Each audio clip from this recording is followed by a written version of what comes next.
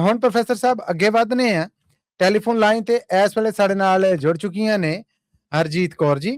ਹਰਜੀਤ ਕੌਰ ਜੀ, ਜੀ ਆਇਆਂ ਨੂੰ, ਸਤਿ ਸ੍ਰੀ ਅਕਾਲ ਜੀ, ਸਵਾਗਤ ਹੈ ਆਪ ਜੀ ਦਾ। ਔਰ ਰੂਬਰੂ ਜੇ ਤੁਸੀਂ ਪ੍ਰੋਫੈਸਰ ਸ਼ੇਰ ਸਿੰਘ ਕੰਵਲ ਜੀ ਦੇ।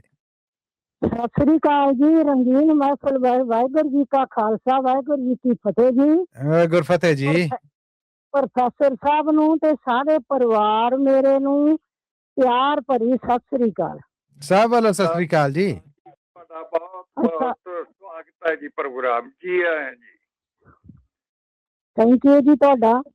ਅੱਛਾ, ਮੈਂ ਸਪੂਤ ਆ, ਜਿਹੜਾ ਭਾਰਤ ਦਾ ਸਪੂਤ ਆ ਨਾ, ਊਧਮ ਸਿੰਘ ਜੀ, ਉਹਦੇ ਬਾਰੇ ਇੱਕ ਛੋਟੀ ਜੀ ਕਵਿਤਾ ਲੱਗੀ ਆ ਪਾਉਣ। ਜ਼ਰੂਰ ਜੀ, ਜ਼ਰੂਰ।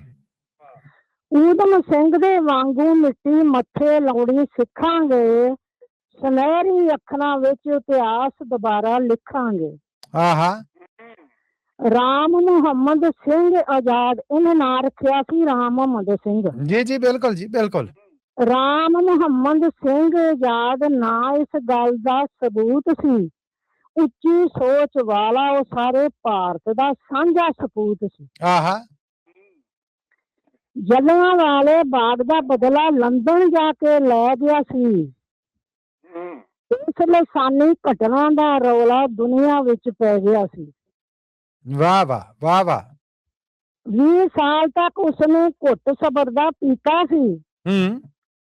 ਮਾਈਕਲ ਓਡ ਵਾਇਰ ਨੂੰ ਢੇਰੀ ਢੇਰ ਕੀਤਾ ਸੀ। ਬੱਲੇ ਬੱਲੇ ਬੱਬਰ ਸ਼ੇਰ। ਹਾਥੀਆਂ ਵਾਂਗ ਪੰਜਾਬੀ ਬਦਲਾ ਲੈਣਾ ਭੁੱਲਦੇ ਨਹੀਂ। ਹੀਰੇ ਮੋਤੀ ਛੇਤੀ ਛੇਤੀ ਮਿੱਟੀ ਦੇ ਵਿੱਚ ਰੁਲਦੇ ਨਹੀਂ। ਕਿਆ ਕਹਿਣੇ। ਦਰਸ਼ਨ ਵਾਲਾ ਬੱਦਲ ਪਹਿਲਾਂ ਭੋਰਾ ਗੱਜਿਆ ਨਹੀਂ। ਇਹ ਦਰਸ਼ਨ ਵਾਲਾ ਬੱਦਲ ਸੀ ਨਾ, ਭੋਰਾ ਗੱਜਿਆ ਨਹੀਂ। ਖੁਦ ਨੇ ਪੁਲਿਸ ਹਵਾਲੇ ਕੀਤਾ, ਜੋਧਾ ਭੱਜਿਆ ਨਹੀਂ। ਬੱਲੇ। ਗਦਰ ਪਾਰਟੀ ਦੇ ਜੋਧੇ ਦਾ ਇਨਕਲਾਬ ਹੀ ਪੇਸ਼ਾ ਸੀ। ਅੱਗਾ ਵਾਂਗੂ ਆਜ਼ਾਦੀ ਉਸਦੇ ਜਿਸਮ ਦਾ ਹਿੱਸਾ ਸੀ। ਵਾਹ ਜੀ ਵਾਹ। ਇੱਕ ਵਾਰ ਆਜ਼ਾਦੀ ਲਈ ਇਹ ਹੰਬਲਾ ਮਾਰਨਾ ਪੈਂਦਾ ਹੈ। ਇਹਨਾਂ ਪੂੰਜੀਪਤੀਆਂ ਵੱਲੋਂ ਦੇਸ਼ ਆਜ਼ਾਦ ਕਰਾਉਣਾ ਹੈ। ਵਾਹ ਜੀ ਵਾਹ, ਵਾਹ ਜੀ ਵਾਹ। ਇੱਕ ਵਾਰ ਆਜ਼ਾਦੀ ਲਈ ਫਿਰ ਹੰਬਲਾ ਮਾਰਨਾ ਪੈਂਦਾ ਹੈ।